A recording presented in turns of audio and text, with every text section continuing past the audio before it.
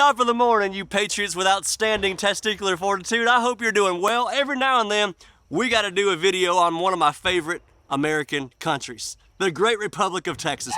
Here recently, they tried to build a Muslim-only city of 400 acres governed by Sharia law, and Governor Abbott just halted it. Can we just get a round of applause and a like right now for Governor Abbott doing God's work? I mean, this man is awesome.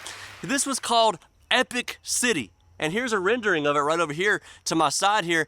The governor just saw this whole thing, and look, before they even put a shovel in the ground, it got stopped.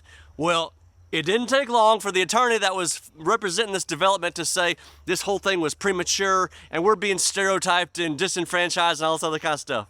First off, the governor can do whatever he dadgum well pleases because he's the governor of Texas. And it's also facing like half a dozen investigations right now, including criminal investigations by the U.S. Department of Justice. Second off, Texas Muslims? Why is that like the weirdest sounding phrase ever? It's kind of like gay Republicans. You know, they're gas station sushi. It just don't feel right, boys. You know what I'm saying? Now, of course, the whole developers of this say there's not going to be any Sharia law going on. That's just hearsay because wink, wink, that's not what we do around here. That's just a stereotype. Just like Iran won't pursue nuclear missiles. Just like Britney Spears was a virgin. We believed all that, didn't we? Here's the deal. Texas may be open to new business opportunities. Texas may be open to new technologies. They're expanding all the time. It's an incredible state. They may even be open to letting in Californians, but that's where we draw the line, okay?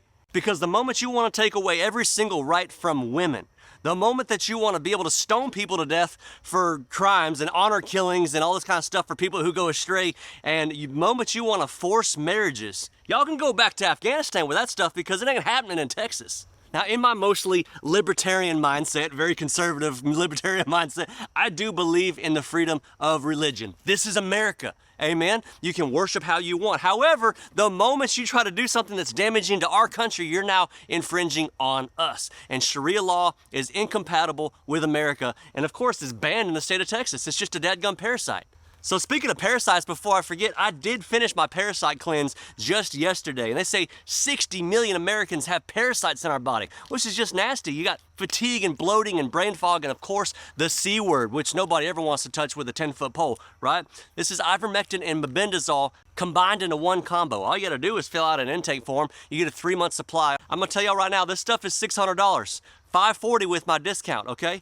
But if it saves your life, what is it worth? Parasites in your body ain't good, y'all. So go to twc.health/buddy, use promo code buddy, get $60 off this plus free shipping. This stuff is amazing, and I will put the link below.